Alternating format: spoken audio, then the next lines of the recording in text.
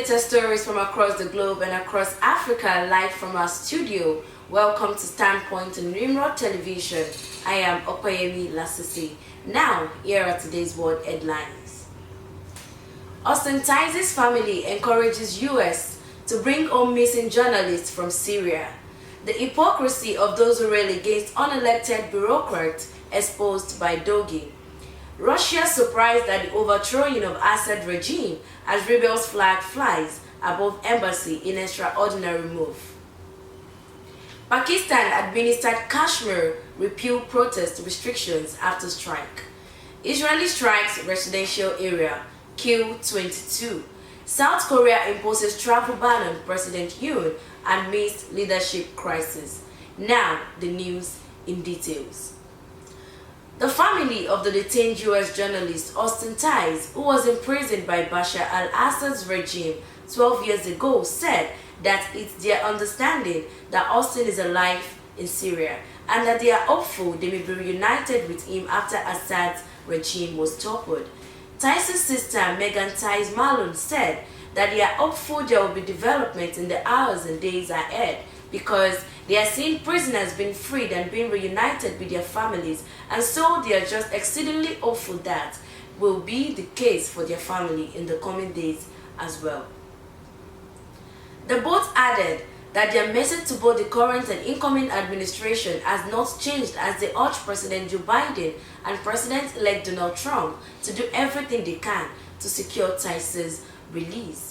On the other hand, the White House National Security Advisor says American officials are liaising with people in Syria to try to find information about Austin Tice, an American journalist captured more than 12 years ago. The former U.S. Marine and freelance journalist was 31 when he was abducted in August 2012 while reporting in Damascus on an uprising against Bashar al-Assad while Syria had denied he was being held. Jake Sullivan said it is a top priority for them to find Austin Tice, to locate the prison where he may be held, get him out and get him home safely to his family. Adding that yesterday the US President Joe Biden said the government believes Mr. Tice is alive and that Assad should be held accountable and that they think they can get him back, although they have no direct evidence to that yet, adding that efforts were ongoing to locate him. Tice's family have said it's their understanding that Austin is alive in Syria, refraining from mentioning their source of information. Now moving on to Doge, the wealthy Trump backers complained passionately about decision makers working without authorization from Congress and the Constitution until it was their turn. Over the last year, a number of very wealthy Americans have argued that the problem with the federal government is that it is full of unelected decision makers working without authorization from Congress and the Constitution, although these critics don't really mind any of those things as long as they are the ones in charge. The latest example of this turnabout is billionaire Silicon Valley investor Mark Andreessen, according to an article in the Financial Times, which cites two unnamed sources with knowledge. Andreessen is helping identify and interview candidates for President-elect Donald Trump's advisory commission on cutting government spending. Adding that if true, this is particularly odd given the substance of Andreessen's recent complaints about the Consumer Financial Protection Bureau, the agency created after the 2008 financial crisis to protect consumers from deceptive financial products. We have this thing called independent federal agencies, so for example, we have this thing called the Consumer Finance Protection Bureau, CFPB, which is sort of Elizabeth Warren's personal agency that she gets to control. And it's an independent agency that just gets to run and do whatever it wants. And if you read the Constitution, there is no such thing as independent agency, and yet there it is.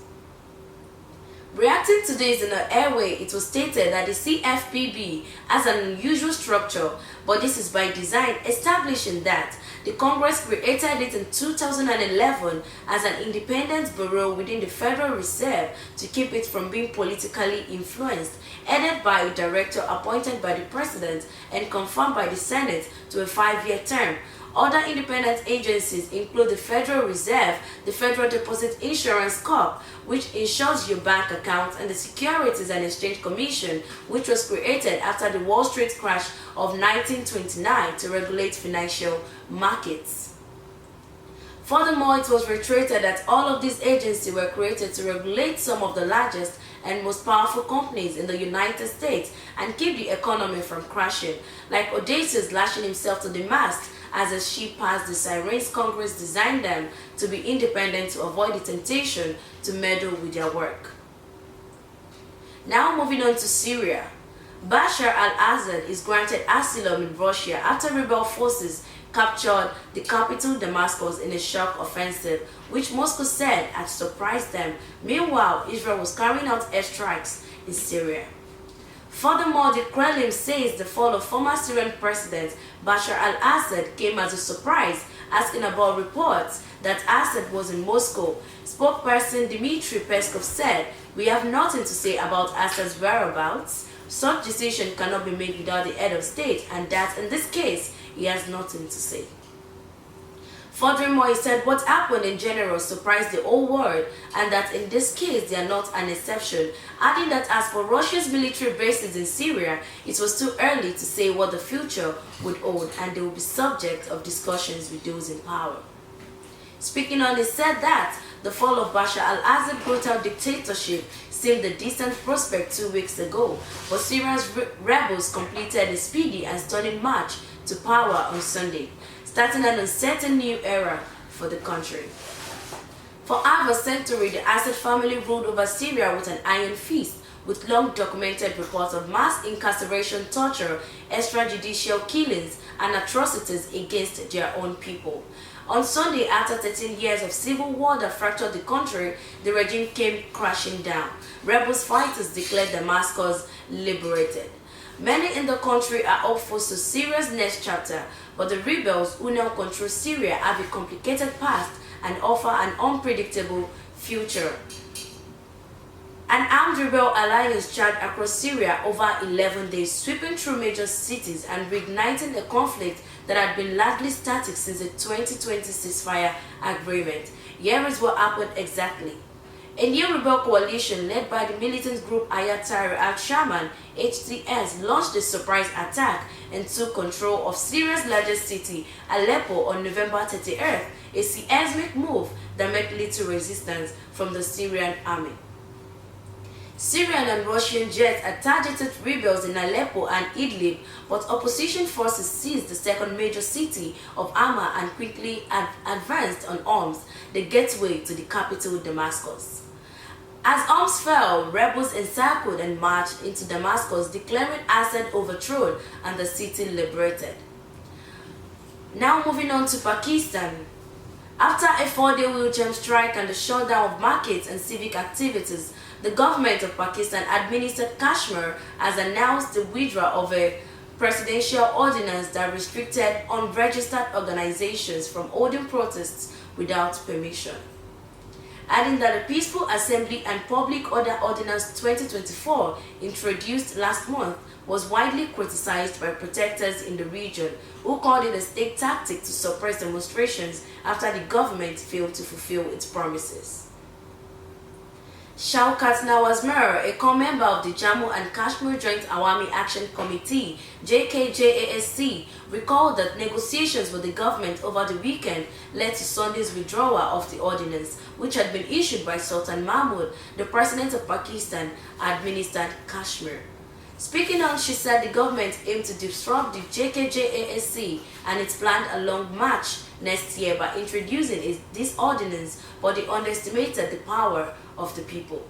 The group, which consists of civil society members in the region, including traders, academics, lawyers, and other communities, had announced in October that it will launch a major march on January 23rd to force the government to fulfill a set of demands issued in May. Since Thursday, thousands of people across various districts have protested in Pakistan-administered Kashmir, blocking major entry points to the region through its capital Muzaffarabad, as well as other major cities including Mirpur and Kotli. Samuel Ahmad Mazhar Saeed Shah, the region's information minister, confirmed the withdrawal of the ordinance after protesters braved cold temperatures during their successful strike. Lastly, Shah said they are a democratic society and the government walk the talk by allowing the public to protest peacefully and listening to their demands. Now moving on to Israeli-Gaza war. At least 22 Palestinians, including women and children, have been killed after Israel launched air and drone attacks across Gaza, while a power outage threatens the life of more than 100 patients at a hospital in the besieged territories north.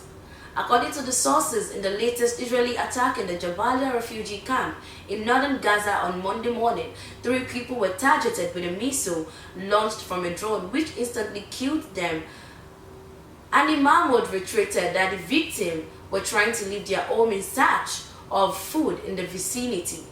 Jazeera Ani Mahmoud reporting from central Deir el-Balah in Gaza. They were killed right away. Their bodies are still in the street and nobody has the ability to get to the bombed site and remove the bodies from the street, adding that Jabalia has been under Israeli siege for 65 days. With thousands of Palestinians being denied access to food and water supplies, leaving many starving, and that Jabalia has been turned into a graveyard. Furthermore, Mahmoud said overnight an Israeli attack in the southern city of Rafah also killed 10 people while they had lined up to buy flour. Mahmoud said it's because of the limited delivery of humanitarian aid going up southern borders. Seas of hunger similar to northern Gaza were also happening in the south. Now moving on to South Korea, the South Korean President Yoon Suk-yeol has been banned from leaving the country over a failed attempt at imposing martial law amid growing calls for him to step down and a deepening leadership crisis. While Oh Dong-hoon, the head of the Corruption Investigation Office for high-ranking officials, said on Monday he ordered a ban on foreign travel for Yoon when asked at the parliament hearing what actions have been taken against the embattled president. A Ministry of Justice official based on Hope told the committee the travel ban order has been executed. Yoon's People Power Party, PPP, staged the walkout of the chamber before a vote to impeach the president on Saturday, prompting accusations of being accomplices to insurrection after motion failed. On Sunday, PPP leader An Dong-hoon said Yoon will be excluded from foreign and other state affairs, and Prime Minister An Duck-seo would manage government affairs until Yoon eventually stepped aside. On the other hand, the decision to delegate presidential authority to Prime Minister has plunged Asia's fourth largest economy into a constitutional crisis. However, the big question now is how long the governing party would be able to maintain the scheme, which has caused uncertainty over who is in charge. And that's all the time I have for you here on Standpoint. Thank you for tuning in. Do stay with Nimrod Television. Thank you.